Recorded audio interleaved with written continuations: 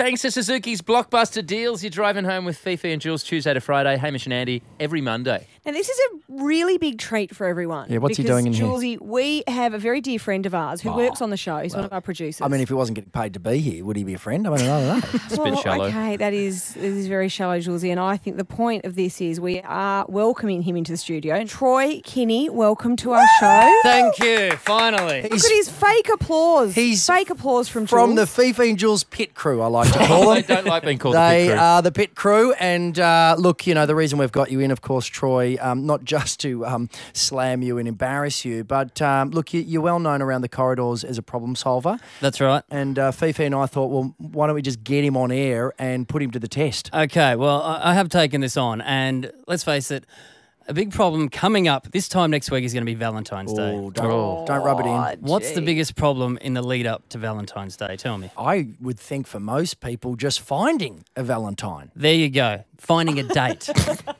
This is for the single people, I guess. Finding a date, true love, companion. Let's face it, it's the biggest problem in life. Yep. Aside famine and that sort of stuff. Right. Yeah. I mean, there are some other concerns. Yeah, I mean, Stay on topic. But in this day and age, everyone, though, is so on the go, aren't they? They're like too busy to do anything, no time for dates, things like that. So they've got this thing called speed dating. Yeah, we're familiar with it. Yeah, and that's when you go along and within an hour you have 10 or so dates. You narrow the field. Yes. And then you can go on a date again with the people you choose. Or you just get hurt and rejected by the ones that don't show any interest in you. Exactly. Quite Ouch. hurtful. Once Now, again. I think I have taken speed dating to yet another level. Yeah. Ooh. In a way that I can narrow the field even further. Because think what happens on a speed date. You've got a stranger looking at you saying, tell me something about yourself. You're going to paint a picture of highlights and all the great things you've done. Of course. Then what happens? You go on another date with that person. 2 weeks later, they're like, hang on, so you don't train guide dogs every weekend? Sure. That was just a one-off, was it? You're setting yourself up for a fall. Yep. True. So I believe if you go speed dating, you should, and I did this myself, it should be brutally honest. Make a pact with yourself to be brutally honest about all the negative things about yourself. God. Lay them on the table. Then you siphon everyone out. Anyone who wants to still see you again is your perfect match. They're the one. They're the one. They can live with you. This is actually a time-saving technique. Anything else you do is a bonus on top of that. I love the theory, Troy. Does it work in practice? Well, I put it to the test. I mic'd myself up. So I'll give you now a little glimpse of the speed dating I did on Friday night. See what you think of my approach. This is Troy the Problem Solver, secretly mic'd up, about to do some brutally honest speed dating. Wish me luck. So the way it works is you get 7 minutes with each date. When you hear me ring the bell, mark yes or no on your card if you'd like to see that person again. Then move on to your next date. Have fun, let's get started. I have not done this before, by the way, have you? Well, it's actually my third time. Third time, so you can teach me then. Yeah. Nice. Bit of fun. Yeah. If we do get to the point where we're laughing, just so you know, I only really laugh out loud at things I say. Okay, then. Yeah. If you and I were on a date walking somewhere and a mugger jumped out, I'd just run. Listen, you would not.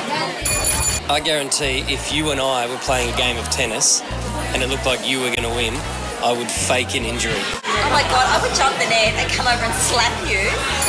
There is half a pizza under my bed right now. We're not a match. We're not. We're definitely not. I've had the same doona cover for 19 years.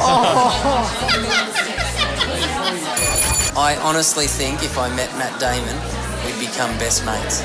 But isn't his best mate Ben Affleck? Wouldn't you be down the track a little bit? Like number 15 best mate?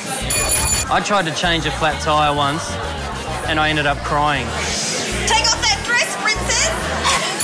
I should warn you right now, though, after every meal I have, whether it's big or small, I make this noise. You do not. My last 4 dinners have been from 7-Eleven. At least I don't have to cook. One of my hidden talents is between 9 p.m. and midnight, I can fart on cue. Oh my God. Get me out of here. So what time is it? Oh, what problem did he solve there, Troy? Well, that's the thing. After that, you basically mark down a yes to everyone you want to see again. So I did a yes to everyone. Keep your options open. It's a numbers game. But also as part of the method to see who would say yes back to me. Now, out of 9 girls after doing this method, I got yeses from 1, which I have to say, problem solved. You got 1. I got That's 1. all you're after. That's all I You're do. only after I've one narrowed it day. down. I'll actually credit that, Troy. Did you get any action? Oh, not yet, but I'm going to, if I can remember which one it was, I'll see her again. Troy the problem solver with Fifi and Jules for the drive home.